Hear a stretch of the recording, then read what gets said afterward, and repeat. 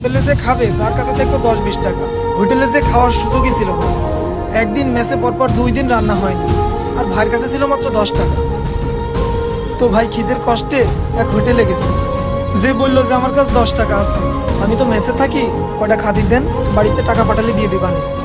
কিন্তু হোটেল মালিক তাকে অপমান করে তাড়ায় দেয়। তো পাশের হোটেলের মালিক ভাইকে ডাক দেয়, ভাইকে ডাক দিয়ে বলে, আরে তুমি স্টুডেন্ট মানুষ, আমার হোটেলে 10 টাকায় খাবার পাওয়া যায়, তুমি আমার কাছে আসবা না? এই কথা বলে ওই লোক ভাইকে পেট ভরে খাবার খাওয়ায়। তারপর কি হয় জানেন?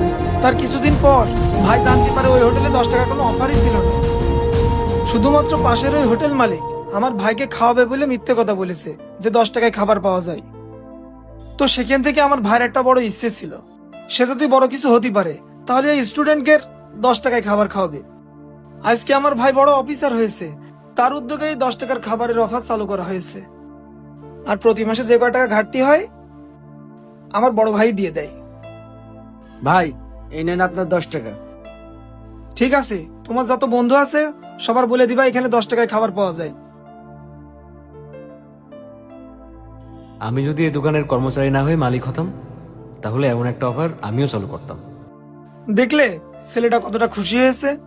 লাভ বলতেই খুশি দেয়।